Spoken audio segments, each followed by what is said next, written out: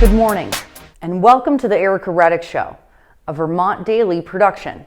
I'm your host, Ericka Redic. This is a new video venture I'm doing in partnership with the online newspaper Vermont Daily, which you can find at vermontdailychronicle.com. We'll be covering the news out of Montpelier and around the state and why it matters to you.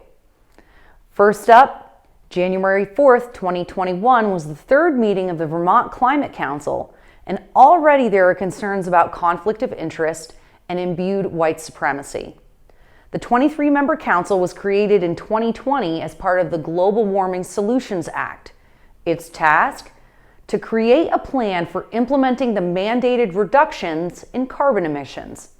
26% by 2025, 40% by 2030, and 80% by 2050. Guy Page, Vermont Daily editor and State House Correspondent, joins us to discuss yet another bill to address the conflicts of interest. Guy, thank you for coming on the show. Shouldn't these concerns have been addressed before the members were appointed? Well, no time like the present, I suppose, Ericka. Now this bill, it doesn't name names, of course, but some of the current appointees do run companies and organizations that could benefit financially from changes made by the council to meet Vermont's rather stringent carbon emissions reduction mandates. For example, Council member Adam Knudsen is the CEO of Dynapower, a South Burlington battery storage company. Battery storage is seen as one way to store carbon-free solar and wind power to be available when consumers need it. On-demand power. If Vermont ever goes big into battery storage, companies like Dynapower could benefit. Also, Council member Brian Gray manages Energy Co-op of Vermont, which is a fuel oil company that is also committed to helping Vermonters transition to renewable power. If, for example, Vermonters are required to burn wood pellets instead of heating oil or natural gas or propane, companies like his are well positioned in the market.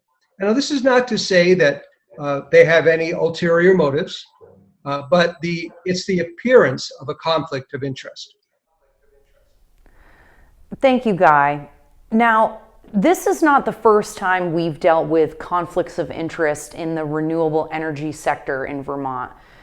Can you tell us about some other experiences that we've already run into here in the state? Sure. A little over 10 years ago, the Vermont Clean Energy Development Fund, which dispensed often very large loans for renewable power development, approved a $4.3 million loan to a company operated by David Blittersdorf, who was at the time was sitting on the board of the Clean Energy Development Fund.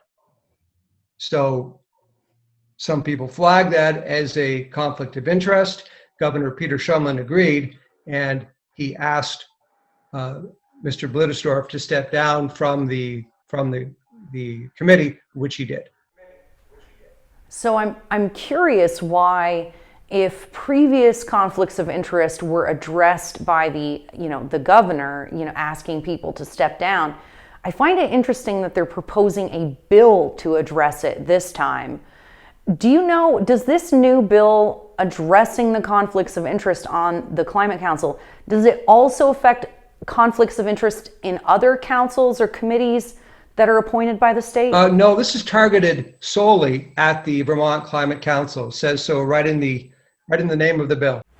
And because everything in Vermont has to be viewed through the lens of racism, the charge of white supremacy against the Climate Council should be no surprise. Susanna Davis, the state of Vermont's executive director of racial equity, believes the mandated deadlines may be too short to properly consider the implications for non-white Vermonters. Change the deadline.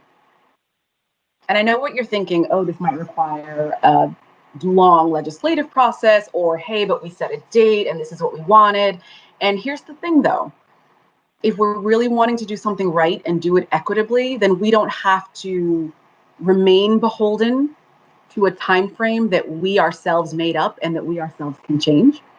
So I do urge you to consider If slowing down the process to perfect it will lead to equitable policy, then do that, because that's more important, I think, than the time that we set for ourselves.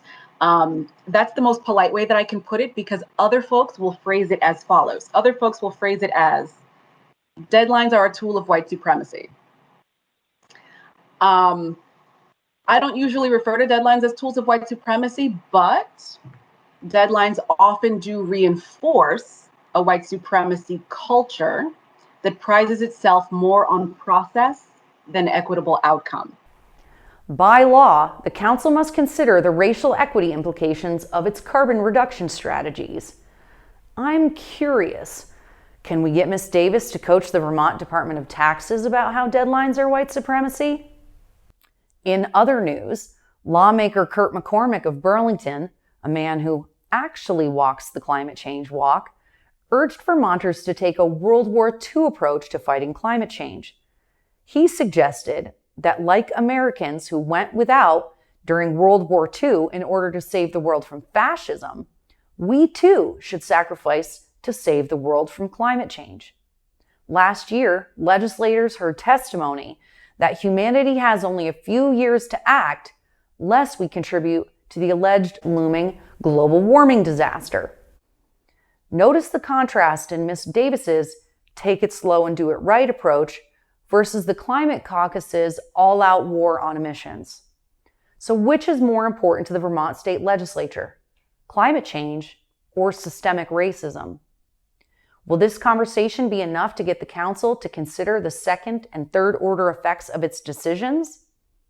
One thing is for sure, dramatic, even drastic changes required by GWSA mandates will affect everyone's quality of life, for better or for worse. In upcoming episodes, we'll keep you posted on how or if the legislature and the Climate Council have addressed these concerns, and explore what other legislation will affect you and your family. See you next week.